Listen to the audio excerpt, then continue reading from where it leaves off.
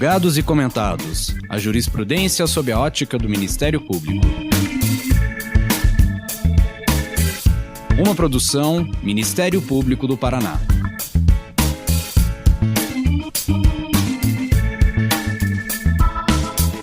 Olá, estamos começando mais um episódio de Julgados e Comentados. Eu sou Fernanda Soares e nesse episódio vamos conversar sobre a decisão do júri que absolve o réu em contrariedade às provas, com a participação de Everton Zanella, promotor de justiça do MP de São Paulo. A reforma do Tribunal do Júri, promovida pela Lei 11.689 de 2008, introduziu o chamado quesito genérico da absolvição, permitindo aos jurados absolver um acusado sem exigência de fundamentação de voto. Essa inovação acentuou a discussão sobre a possibilidade de absolvição por clemência e o alcance do recurso de apelação previsto no artigo 593, inciso 3 do CPP, que permite a impugnação de decisão dos jurados manifestamente contrária à prova dos autos. Trata-se do debate sobre os limites de controle recursal, sobre as decisões absolutórias, expondo uma tensão entre princípios constitucionais de vital importância, como a soberania dos vereditos e a vedação à proteção deficiente. Recentemente, o STF, ao julgar o tema 1087 de repercussão geral, fixou teses importantes que buscam conciliar esses princípios. O STF admitiu o recurso da acusação, mas com ressalvas, como a exigência de que a tese de clemência, se acolhida, esteja constante em ato e seja compatível com a Constituição e precedentes vinculantes. Nesse episódio, realizaremos uma análise aprofundada com questões que visam explorar os múltiplos ângulos dessa controvérsia, desde a perspectiva doutrinária e jurisprudencial até as implicações práticas para a atuação do Ministério Público. E aí, para tanto, então, contamos com o Dr. Everton, que, para além de promotor de justiça, ele é coordenador do Núcleo de Apoio ao Júri do MP de São Paulo. Então, Everton, seja muito bem-vindo. Agradeço o convite, Fernanda, muito obrigado. Estou à disposição, né? Sou promotor de justiça aqui em São Paulo há 22 anos, praticamente 14 deles atuando no Tribunal do Júri, né? Eu tive um período de GAE, com um período de assessoria do Procurador-Geral, e os outros 14 sempre fui titular de promotorias com o Tribunal do Júri, né? E estou numa especializada, né? Que só fazendo o júri já fazem 7 anos.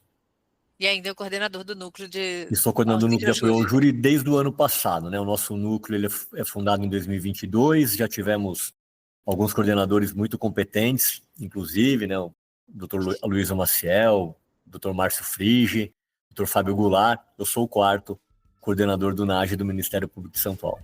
Então vamos aproveitar a vasta experiência para a gente ter aqui, então, conversas sobre o Tribunal do Júri.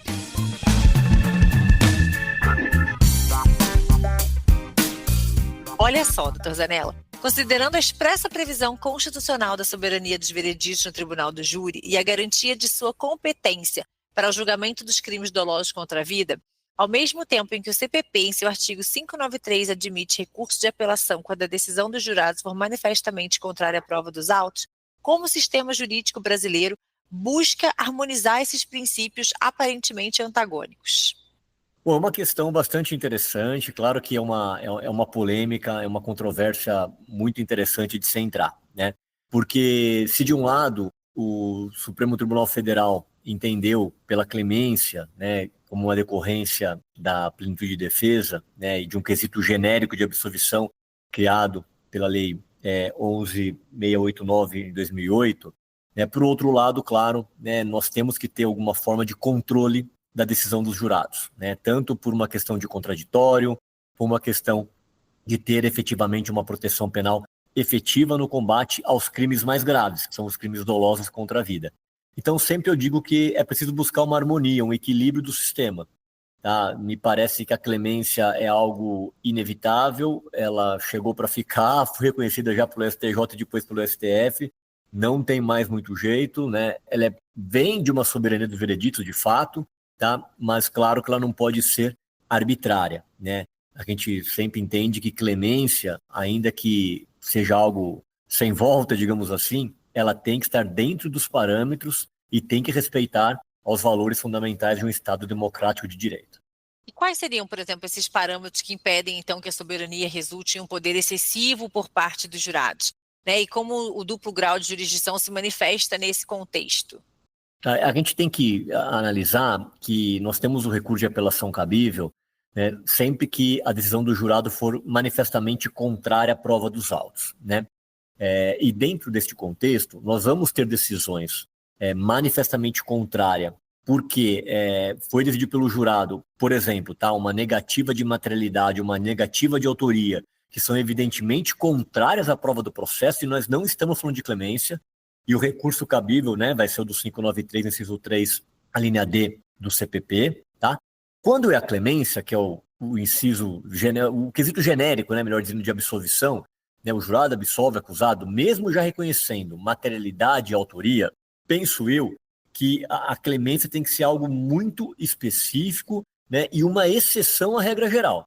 Né? Porque, veja, a regra geral eu tenho um crime doloso contra a vida. Né? E o infrator da norma, ele precisa de uma sanção por um crime grave que ele cometeu. Tá? Então, a clemência, ou perdão que o jurado dá, tem que ser algo muito excepcional. Tá? E compatível, claro, com o nosso ordenamento. Tá? Então, vamos pensar em alguns exemplos de um caso que o indivíduo ele praticou um estupro contra uma criança deficiente. E o padrasto desta criança, que basicamente era pai da menina, porque criou ela quase que desde o nascimento, ele vai num local, adquire uma arma de fogo, vai até o indivíduo e mata ele. Nem matou, era tentativa, ele deu 2 tiros e o cara consegue sobreviver.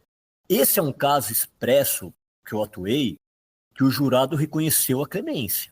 Agora, veja, é um pedido que a defesa fez, porque ali não tinha como nem alegar a legítima defesa, tá? A defesa foi numa questão de inexigibilidade como diverso, que não é também bem o caso, né? Porque o cara tinha várias opções a se fazer, procurar a polícia, né? Então, assim, não era algo inexigível, tá? Mas foi pedida clemência, no seguinte sentido: olha, o senhor como pai, a senhora como mãe, se isso acontecesse, não teriam feito mesmo? Se teriam feito mesmo, absolvam ele, né? Dá uma segunda chance para o indivíduo, nunca cometeu crime, uma pessoa de 40 e poucos anos, primária, trabalhador, isso tudo comprovadamente, tá? Quer dizer, esse é um caso expresso que, se o jurado acolhe uma clemência, tá, é um caso que a gente tem que pensar que é um julgamento de como a sociedade enxerga. Tá? Não é um julgamento técnico. Né? Ainda é um mais julgamento... uma situação com todas essas características que você descreveu, né? Faltou falar uma, tá? A vítima tinha antecedentes criminais. Por crimes sexuais também, que tinha cumprido pena e estava em liberdade. Então, assim, todo o histórico, né, favorecia a alegação de clemência.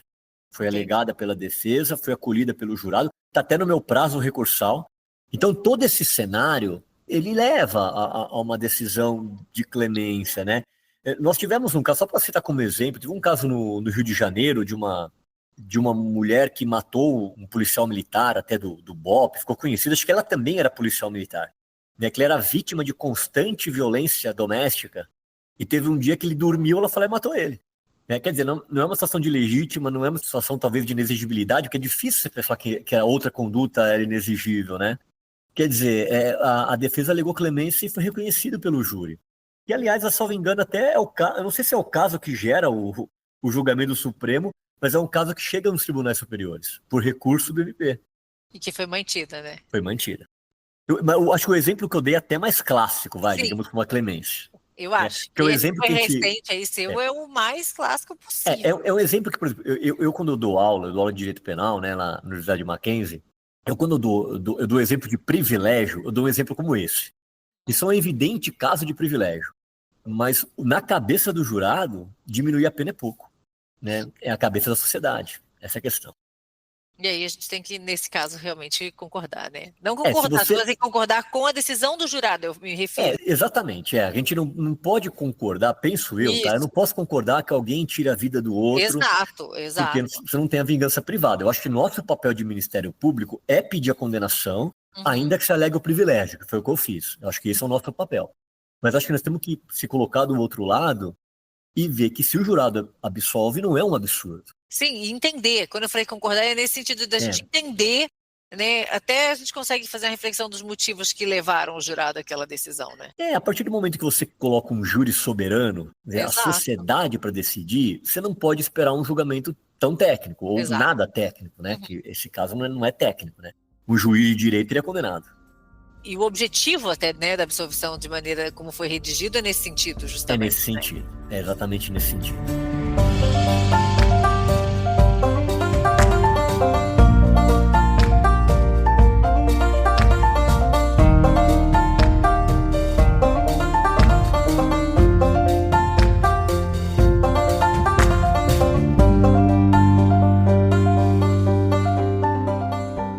Vinícius, então tá, esse quesito genérico de absolvição, então previsto lá no 483, inciso 3º do CPP, permite que o jurado absolva o acusado sem necessidade nenhuma de expor essa fundamentação, né? Então, diante dessa ausência de uma motivação expressa ou de possibilidade do veredito não estar vinculado a teses jurídicas ou prova dos autos, como é possível, na prática, aferir se uma decisão absolutória é manifestamente contrária à prova dos autos para fins de interposição de um recurso de apelação pelo Ministério Público? E ainda nesse contexto, Zanella, quais os desafios epistêmicos e processuais que a íntima convicção e o sigilo das votações impõem ao controle da racionalidade dos vereditos populares? É um negócio um pouco complicado, porque assim, a gente tem que fazer o recurso e, nas nossas razões, colocar o porquê que a decisão é manifestamente contrária à prova dos autos. Exato. E o fato é que a gente não sabe. Veja, quando o jurado nega materialidade, quando ele nega autoria, quando ele desclassifica para um crime não doloso contra a vida, a gente sabe o fundamento que o jurado utilizou para poder fazer o recurso. Quando ele julga o quesito genérico de absolvição, a menos que a defesa tenha uma tese só, você não vai saber qual é a tese aventada, né? E por vezes é mais de uma. Então a gente trabalha muitas vezes com o advogado pedindo absolvição por legítima defesa, né, absolvição por estado de necessidade, essas coisas, né? A absolvição por clemência, ele coloca 3, 4 teses que levariam a uma absolvição. O que eu penso particularmente? Essas teses todas precisariam constar em ata, tá?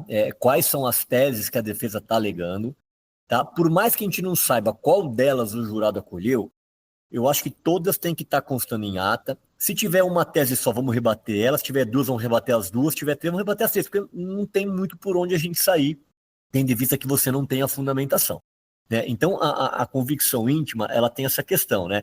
Inclusive de você ter ali, por exemplo, porque a defesa teve uma maioria de 4 votos. Pode ser que uma acolheu a legítima defesa, que uma acolheu a necessidade, que outra acolheu a clemência. E a gente não vai saber.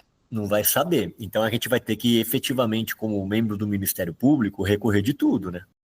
E aí, nesse contexto, assim, de uma interpretação até restritiva, o que seria, então, manifestamente contrária à prova? Porque, veja, eu penso assim, quando você tem uma tese jurídica, é tranquilo você ver onde que está o problema, né? Se você pensar numa legítima defesa, vai falar assim, a agressão não era atual, né? Ou não foi moderada. Quer dizer, um dos requisitos da legítima defesa, né, do lado do artigo 25 não está preenchido, vamos excluir recurso e pronto, né? Quando é a clemência, esse é o grande problema. Porque, veja, quando é clemência, efetivamente, o jurado não considerou a prova. Vamos pensar nisso, né? Não foi a prova técnica que ele considerou.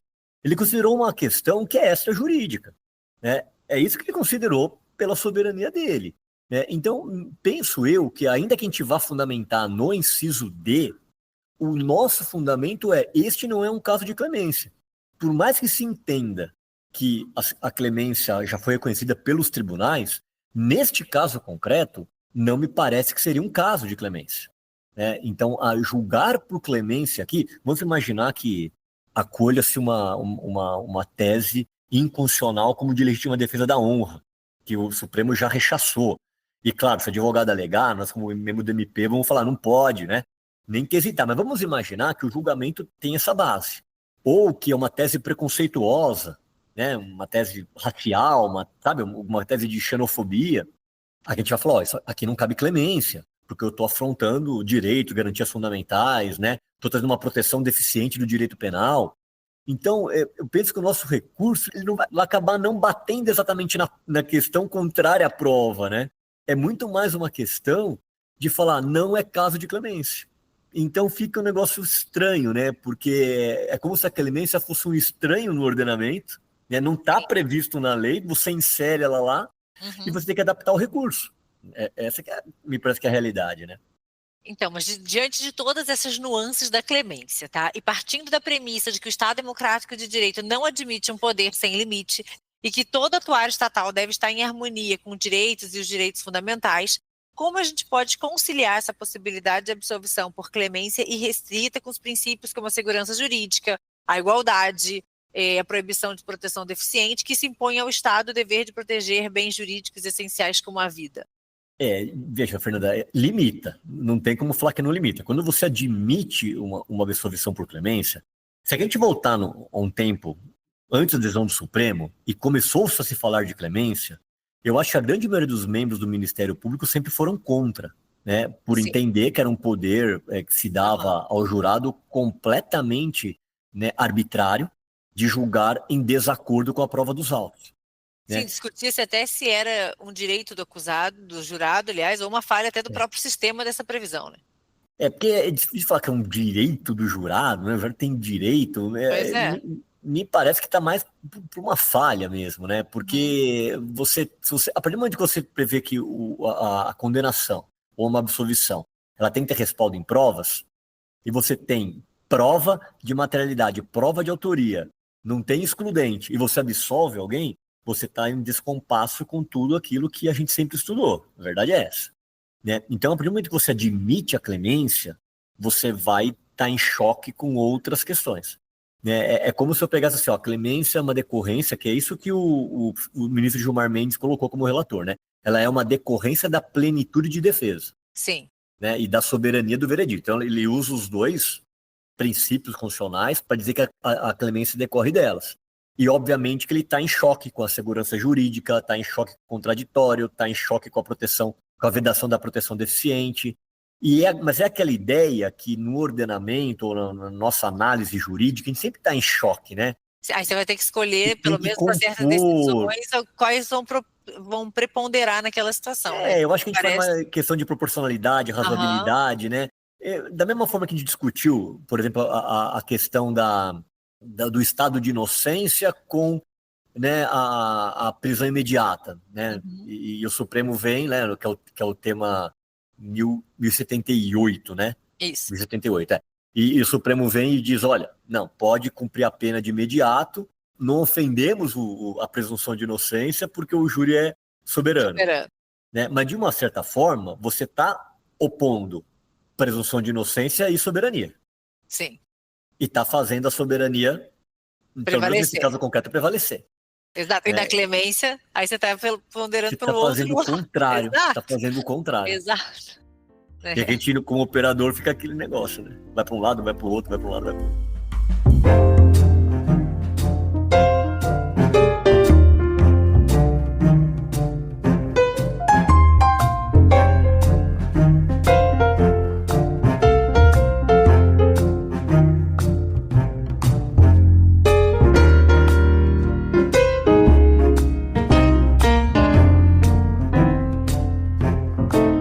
A decisão do STF, então, da SDPF 779, ela declarou a inconstitucionalidade do uso da tese da legítima defesa da honra em crimes de feminicídio ou agressão contra mulheres, autorizando a anulação de absoluções fundada em quesito genérico ou de algum modo implicar em repristinação dessa tese odiosa. Como essa decisão se insere no debate mais amplo sobre a clemência e o controle recursal e quais os mecanismos para evitar que a ausência de controle explícito da motivação dos jurados permita que preconceitos ou simpatias ou antipatias ou até mesmo medo de represálias se escondam sob o manto da íntima convicção, comprometendo a própria justiça e a proteção das vítimas vulneráveis. Eu penso o seguinte, se vier com uma tese de defesa, uma tese nesse sentido, legítima defesa da honra, uma tese discriminatória, né, como eu falei, por exemplo, racial, xenofobia, eu acho que nós, como membros do Ministério Público, imediatamente temos que interromper e falar, excelência, essa tese não pode ser ventilada no plenário, porque ela fere o Estado democrático, tá? Ela vai contra o princípio da dignidade da pessoa humana, considerando, claro, sempre o nosso foco de proteção da vítima também, e dizer que essa tese sequer pode ser sustentada. E se ela for sustentada, é que ela não pode ser quesitada. Tá? Então, deixar expresso que não é possível quesitar essa tese. Né? Por mais que falar, não, mas tem um quesito genérico de absolvição. Tá, tem um quesito genérico, então eu quero que a defesa coloque qual que é a sua tese. E não pode ser essa. Porque se for essa, evidentemente que eu vou buscar anular o julgamento por esta questão. Porque senão eles podem, entre aspas, travestir essa tese, né, dentro desse requisito, dentro desse quesito absolutório. Né? Exatamente. Eu, para ser sincero, nunca me deparei com esse problema. Talvez o único problema que eu tive, ou uma ou duas vezes, foi se tentar na antiga redação do feminicídio, antes da lei do 121A, né, antes de 2024, quando se colocava um privilégio. Sim. De, por exemplo, um ex-marido que matou uma ex-mulher, um marido que matou uma mulher por uma questão de desconfiar de adultério, sabe, coisas assim? e tentar ir para uma questão do privilégio. Só que assim, a alegação toda é de legítima defesa da honra, mas não busca absolvição, busca privilégio. Eu acho que também não podia. Concordo. Tá? Porque, veja, se você reconhece que você não pode dessa tese para absolver, você não pode ter para diminuição de pena também. Ela fere a dignidade do mesmo jeito. Peguei, acho que 2 casos assim que eu pedi para que fosse excluída a quesitação, tá? E a juíza que eu trabalho como uma juíza firme e tal, vetou. Acatou, Falou que catou. Então nem precisei recorrer, até porque condenou também, tá? Agora, hoje com o 121A, como você não tem mais o privilégio, é um problema que a gente não vai ter para os próximos casos, né? Mas você tem vários ainda, né? Ainda os Para ser pretextos. julgados, Também tem acho que uma questão interessante, né? Sobre a questão do crime organizado e o tribunal do júri, né? Tem se colocado muito, eu vejo isso, né, de, por exemplo, quando tem um membro de facção criminosa no banco dos réus, de repente o jurado ele ir no quesito genérico de absolvição, mas por medo, porque você tem ali uma evidente materialidade, uma evidente autoria, mas o jurado reconhece ambos, e no quesito genérico ele absolve. E você fala, pô, mas por que ele absolveu? Será que ficou com medo do acusado, né? Então, veja, eu acho que nesse ponto, primeiro vai da gente, Ministério Público, tentar tranquilizar o jurado, né? Porque, veja, o Brasil, ele é razoavelmente tranquilo para o jurado. Nós não tivemos nenhum caso de jurado que morreu por conta disso. E puxar um pouco para o nosso lado, temos olha... esse histórico, né? Quem está acusando sou eu, tá? Exato. Quem está acusando sou eu. O cara é membro de facção criminosa, eu quero a condenação dele e o negócio é comigo. Eu sempre tive isso de tentar puxar para o meu lado, tentar deixar o jurado um pouco mais tranquilo. Né? Agora eu enxergo alguns pontos que eu acho importante. Tem até um projeto de lei, se eu puder até falar um pouquinho disso, é um projeto de lei do narcocídio, que tenta colocar lá uma causa de aumento no crime de homicídio, na verdade é uma qualificadora no crime de tráfico. Quando resultar morte, a morte decorrer de cobrança de dívida de droga. Chamaram de narcocídio, quer dizer, uma morte decorrente da cobrança de droga, fazendo uma estrutura semelhante à do latrocínio. E tirando do júri. Nós aqui do NAJU de São Paulo, nós fizemos um parecer contrário a isso, porque você vai usurpar uma competência do júri. Eu, particularmente, até um artigo sobre isso, dizendo que o latrocínio deveria ser do júri, tá? Eu, particularmente. Tá? E eu acho um absurdo se pensar em tirar do júri sob o argumento de que o juiz vai condenar e o jurado não, porque ele tem medo. Porque, veja, o juiz também pode ter medo, né? E o juiz é um indivíduo só. Né, o jurado, pelo menos, são 7, né? Sabe, ninguém vai saber o voto dele. Eu ia falar, com essa sistemática de que a gente não abre todos os votos, né? Exatamente. Ninguém sabe, ninguém consegue individualizar quem votou em que sentido. Exatamente. Eu até acho que, eventualmente, para crime organizado, a gente pode até pensar em algumas sugestões de você ter um número maior de jurados, de você ter um jurado não identificado, com a qualificação fora dos autos. Acho que é até razoável, mas não de tirar do tribunal do júri. Porque você vai acabar com uma competência constitucional que é cláusula pétrea. Né? Não vejo essa possibilidade. Tá? E veja aí algo que eu tenho visto, pelo menos em São Paulo, uma certa rotina. Tá?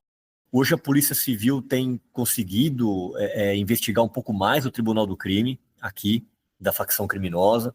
Tem conseguido prender algumas pessoas. Hoje, assim, com apreensão de celulares, né, você consegue trazer provas interessantes que você não tinha, câmeras de monitoramento eletrônico, de estabelecimentos, de vias públicas. Então, hoje nós estamos conseguindo trazer alguns, tá? E o que eu tenho visto na prática é que o júri geralmente condena. Geralmente condena.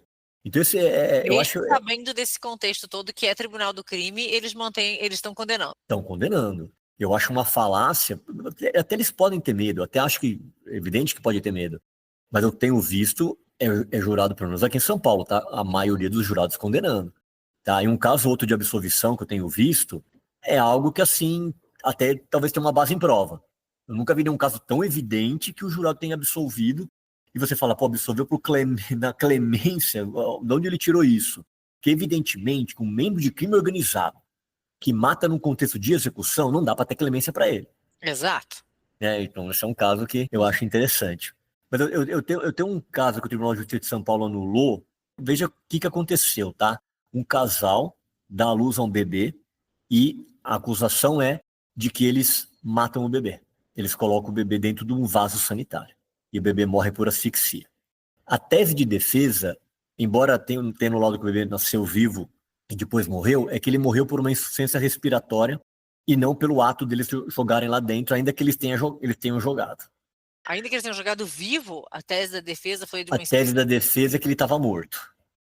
Tá? Que não, ou melhor, que não dá para saber, porque eles alegam que estava morto, eles alegam que a criança não chorou, né? Ou que pelo menos pensaram que estava morta, mas também vai jogar dentro do vaso. E aí, é isso que eu ia perguntar. Ah, tá, pensou que a criança estava morta e colocou num vaso?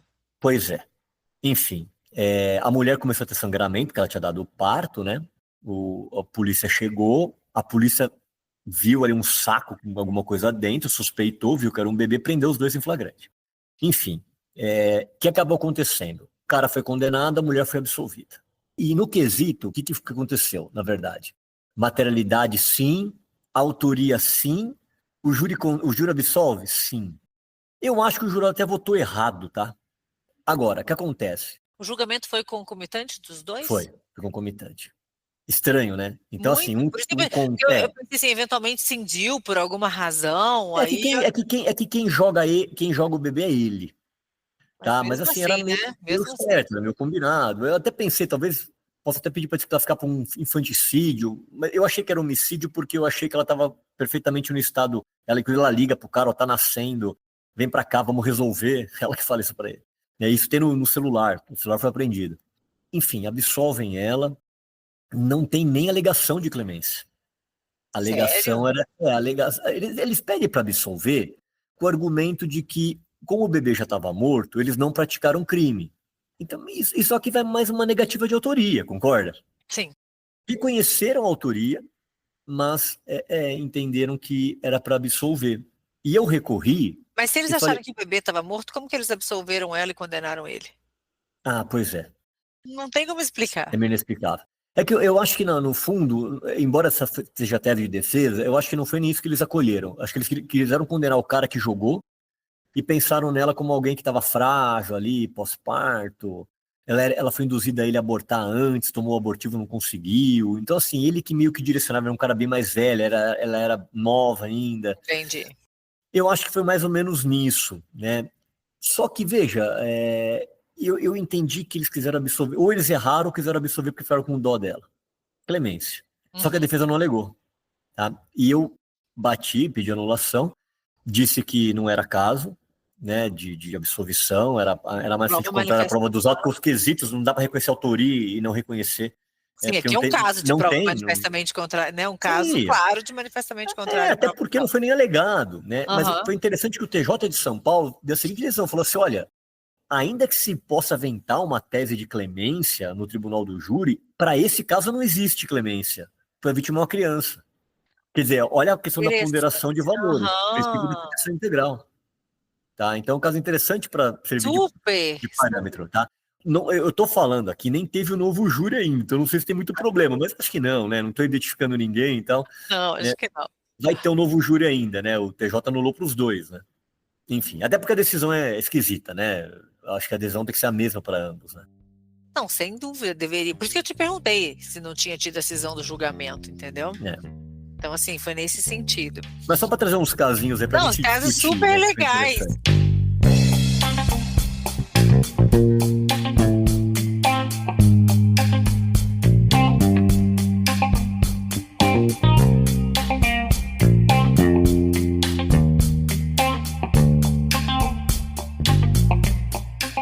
Zanella, então olha só, o Procurador-Geral da República, Paulo Gonet, ele defende que a tese fixada pelo STF no tema 1087 seja complementada para exigir que os fundamentos da absolvição por clemência sejam expressamente registrados em ata, garantindo assim o controle da legalidade, do contraditório e da ampla defesa. Qual a relevância desse registro para a efetividade do controle judicial sobre as decisões do júri? E como que esse registro, eventualmente, né, ele pode afetar ou não a paridade de armas entre acusação e defesa? Quais os riscos aqui, né, desse poder irrestrito do júri sem a devida transparência? Olha, eu concordo plenamente que conste em ata. Tá? Aliás, a decisão do ministro Edson Fachin foi de que a clemência conste em ata, mas não efetivamente os fundamentos da clemência. Exato. Tá? Eu acho que tem que constar, porque se você colocar simplesmente, olha, eu quero que o réu seja absolvido por clemência, só constar isso, para o nosso recurso fica difícil. E você não tem um contraditório a exercer sobre isso. Se você colocar, olha, eu quero que seja clemência, vou dar um exemplo, tá?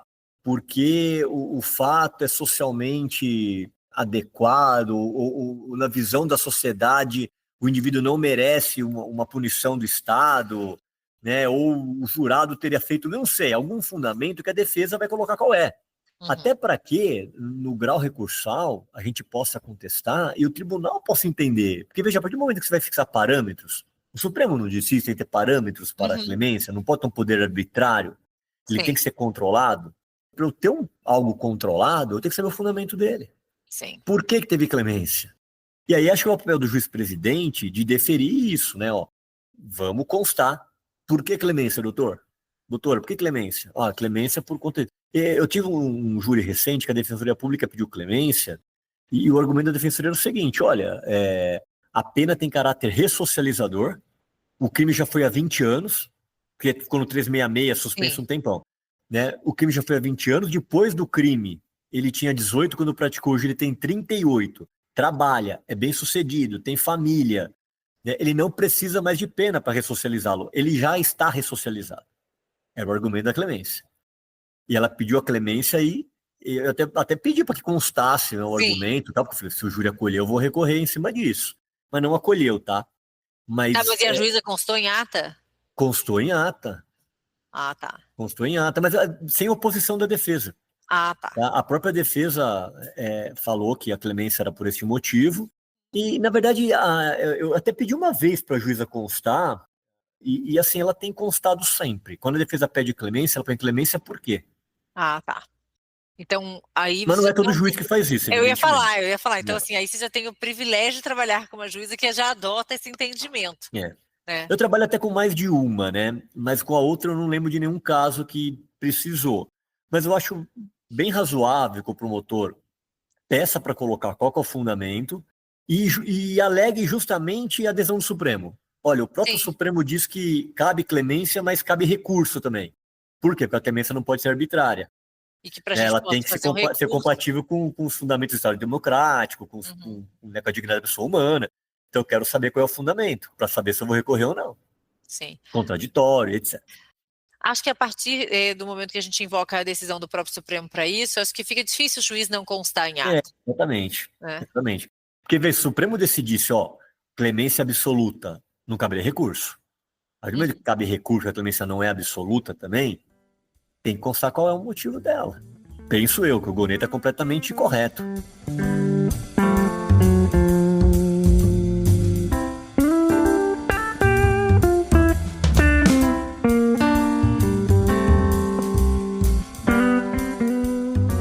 Ainda nesse caso, tá? Sobre o tema 1087, considerando então a tese que foi fixada no Supremo, que admite então recurso de apelação contra as absolvições manifestamente contrárias à prova dos autos, mas que impõe limites à determinação de um novo júri quando houver tese de clemência registrada em ata e compatível com a Constituição, qual a perspectiva você acha, Zanella, do futuro do Tribunal do Júri no Brasil?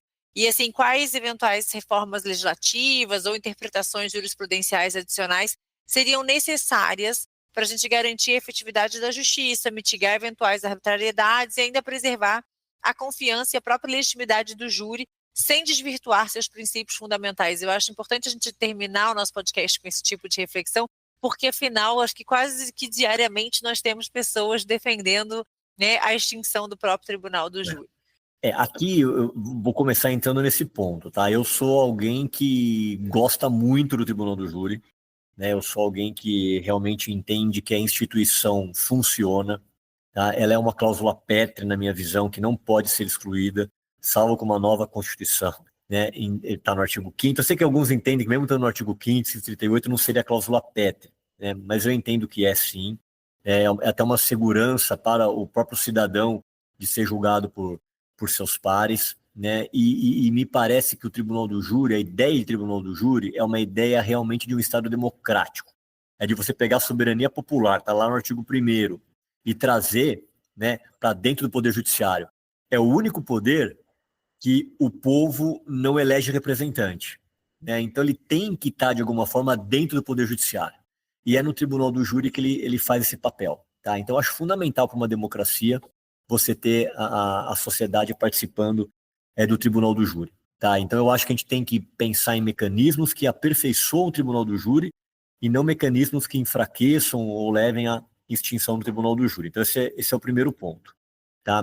Me parece que a clemência como extensão da soberania dos vereditos e da plenitude da defesa, ele é um caminho que foi adotado pelo Supremo Tribunal Federal e nós temos que saber trabalhar com ele.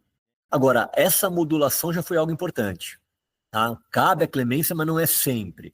E eu entendo que ela vai caber de forma muito excepcional. Tá? Muito excepcional. Quando não for o caso, a gente vai recorrer e possivelmente vai conseguir anular o júri. E ter um novo julgamento, né? Penso eu que sim, tá? Então eu não acho que é algo que, sabe, enfraquece a instituição do júri.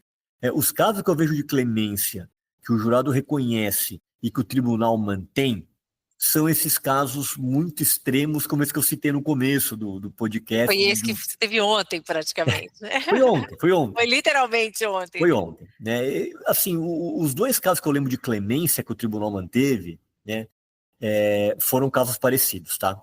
Eu tive um outro caso também, mas era de um marido que matou o estuprador da esposa. Tive esse caso de clemência também já uma vez. E tive um muito parecido com essa da policial militar, que era uma mulher que matou um marido que era muito agressor. Era agressor no dia a dia, com ela, com os filhos, com os cachorros. O cara era muito agressivo. E um dia também ela matou ele. Tá? E não era legítima defesa, embora ela tenha alegado, não era. Era uma clemência. Tá? A defesa até alegou, que a defesa alegou os dois. Tá. Mas tecnicamente não era legítimo.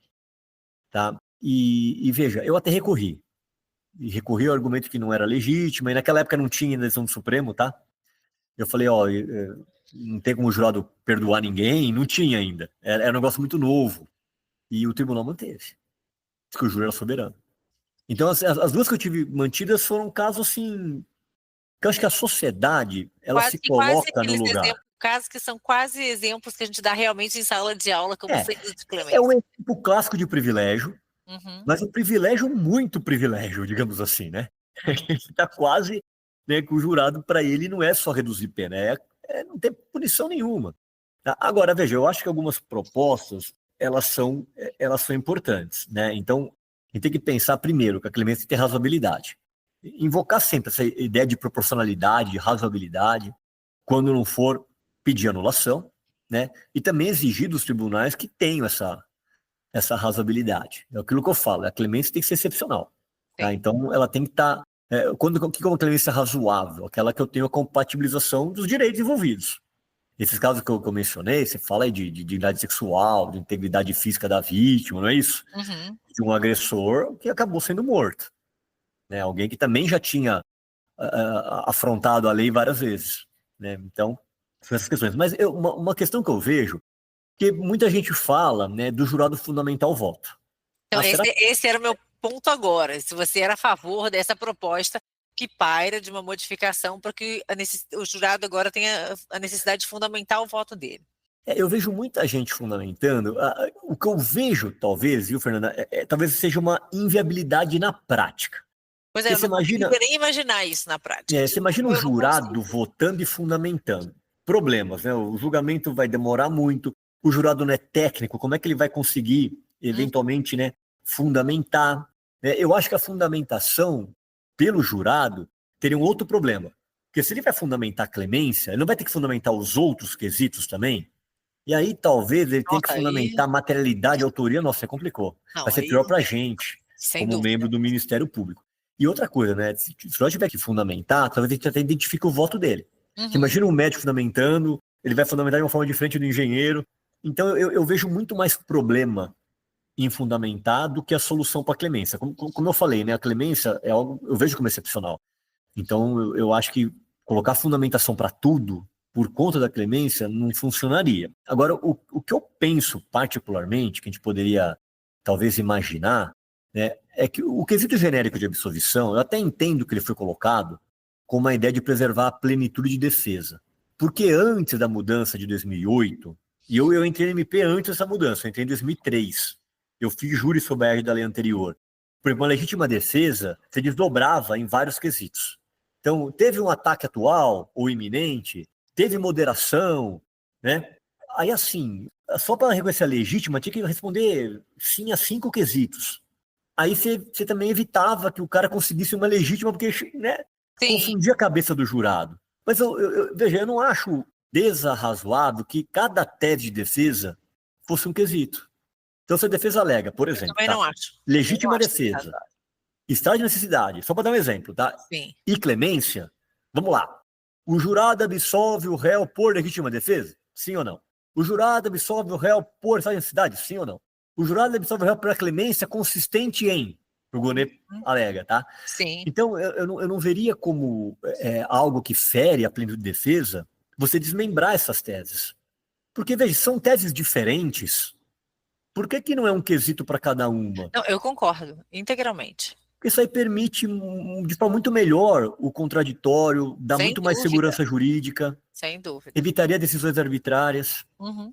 Então, eu acho que uma E dá até uma solução... transparência, mas respeitadas as garantias constitucionais que são previstas em relação ao Tribunal do Júri. Ah, sem dúvida, sem Né? dúvida. Eu Você acho que a mantém os solução princípios. seria essa, tá? Eu acho que você não afrontaria princípio nenhum e você teria algo muito melhor, assim, no meu ponto de vista, e tá em termos de segurança jurídica, de contraditório, enfim, de tudo.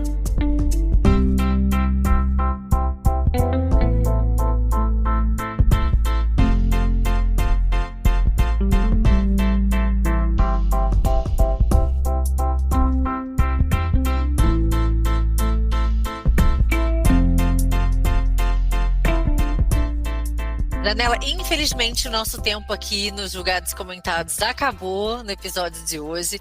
Então eu quero muito agradecer a sua participação aqui nesse episódio.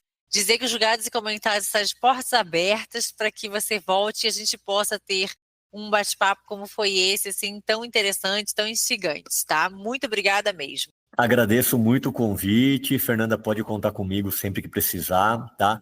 Eu tive no MP do Paraná uma vez pessoalmente num congresso, tá? E eu sou assim, um pouco paranaense, porque a família da minha esposa é de Curitiba. Ah, não, então você já é quase paranaense. A gente vai muito para Curitiba, a gente vai muito. Então o Paraná é como se fosse o segundo estado. Então a gente vai ver que a próxima vez que você pode vem, contar comigo sempre. Coloca você aqui para num evento presencial nosso. E você, nosso ouvinte, não esqueça de nos seguir no aplicativo de sua preferência e também em nossas redes sociais. Procure no Instagram por ESMP_PR ou acesse no perfil de descrição do episódio. E não esqueça de nos enviar suas sugestões de tema, dúvidas ou comentários. Muito obrigada, gente, e até a próxima.